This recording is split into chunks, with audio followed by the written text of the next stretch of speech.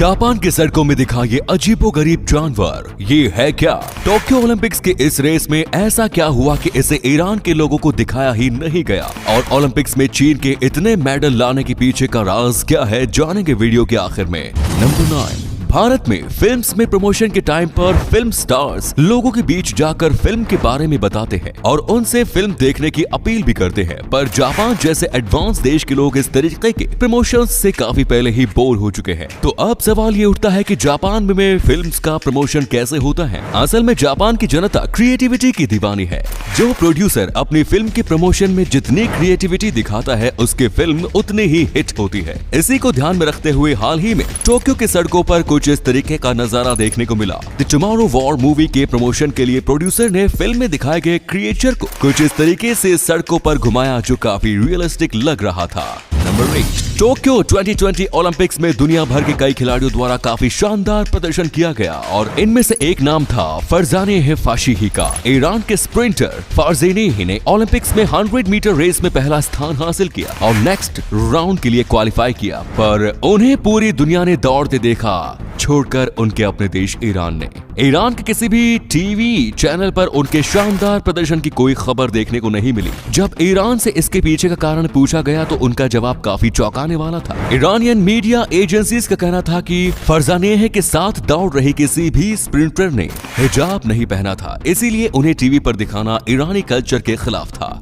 Number 7, अगर आपसे कोई भारत के अलावा किसी और देश का राष्ट्रगान गाने को कहे तो आप डेफिनेटली 0 बटा सन्नाटा हो जाएंगे। पर आज हम आपको एक ऐसे व्यक्ति से मिलवाने जा रहे हैं जो एक दो नहीं पूरे 91 देशों का राष्ट्रगान गा सकते हैं। मिलिए अर्थव मूले से। गुजरात के वडोदरा के रहने वाले 17 साल के अर्थव पूरे 91 देशों के राष्ट्रगान गा सकते हैं, वो भी परफेक्ट लय के साथ। उनके इसी टैलेंट के चलते उन्हें वर्ल्ड रिकॉर्ड भी हासिल है। नंबर 6, आपने आज तक कई तरीके के छोटे बड़े मशरूम देखे और खाए होंगे, पर आज हम आपको एक ऐसे मशरूम के बारे में बताने जा रहे हैं जिसे छूते ही वो ब्लास्ट हो जाता है। इस मशरूम का नाम है बफबॉल मशरूम। ये मशरूम टच सेंसिटिव होता है, ऐसे में जब कोई भी चीज या व्यक्ति इसे छूता है ये कुछ इस तरीके से एक्सप्लोड हो जाता है, इसीलिए इसे खाने की बात तो भूल ही जाइए। नंबर 5, दुनिया भर में कई तरीके के ट्रेन इंजन्स इस्तेमाल किए जाते हैं। कुछ पुराने हैं तो कुछ में काफी एडवांस टेक्नोलॉजी का इस्तेमाल किया जाता है। पर क्या कभी आपने दुनिया का पहला स्टीम इंजन देखा है? वीडियो में दिख रहा इंजन दुनिया का पहला स्टीम इंजन है जिसे 1802 में बनाया गया था। इस इंजन को बनाने का क्रेडिट जाता है रिचर्ड ट्रेविथिक को, जो कि एक ब्रिटिश इन्वेंटर थे।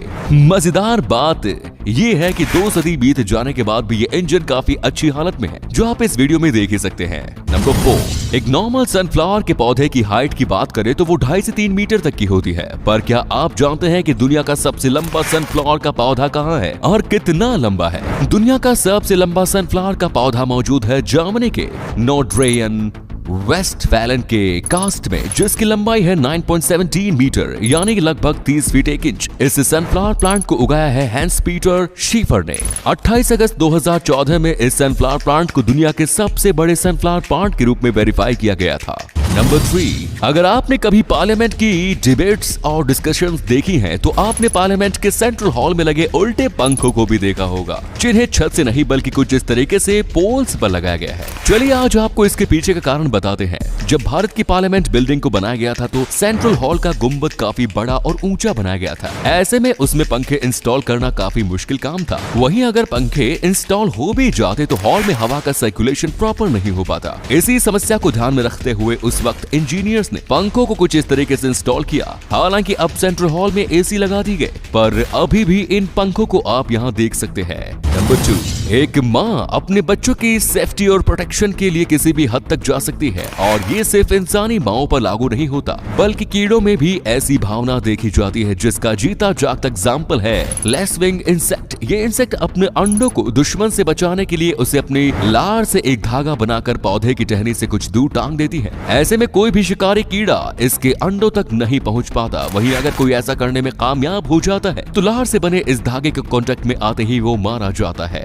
नंबर 1, टोक्यो ओलंपिक्स 2020 में चाइना की परफॉर्मेंस काफी शानदार रही और चाइना में यूएसए को बराबर की टक्कर दी। पर क्या आप जानते हैं कि चाइना ऐसा कैसे कर पाया? चलिए आज आपको चाइना द्वारा एथलीट्स को ट्रेन करने की एक ऐसी टेक्निक के बारे में बताते हैं जिसे जानकर आपके भी होश उड़ जाएंगे। एथलीट्स को ओलंपिक्स के लिए ट्रेन करने के लिए चाइना ने बैलिस्टिक मिसाइल टेक्नोलॉजी का इस्तेमाल किया। इस टेक्नोलॉजी को वैसे तो मिसाइल टेस्टिंग के लिए इस्तेमाल किया जाता है। इसमें आर्टिफिशियली तेज हवा के प्रेशर को क्रिएट किया जाता है और उसके आगे मिसाइल को रखा जाता है, ये देखने के लिए कि तेज प्रेशर में मिसाइल कैसे रिएक्ट करेगी। चाइना ने हवा के प्रेशर को ह्यूमन कैपेसिटी तक कम करके अपने स्विमर और रोविंग एथलीट्स को इस टेक्नोलॉजी की मदद से ट्रेनिंग दी और वे अपनी सीट्स और परफॉर्मेंस को कैसे बेहतर कर सकते हैं ये भी सिखाया। नतीजा आप सबके सामने है। तो दोस्तों, अगर आपको ये वीडियो अच्छा लगा तो आप अपने दोस्तों के साथ इसे शेयर जरूर करें। इससे हमें मोटिवेशन मिलता है और भी अच्छी वीडियोस लगातार बनाते रहने के लिए। अपने 5 मिनट देने के लिए बहुत बहुत धन्यवाद। ऐसे ही वीडियोस देखते रहने के लिए सीक्रेट इंडियन टीवी को अभी फॉलो करें। धन्यवाद।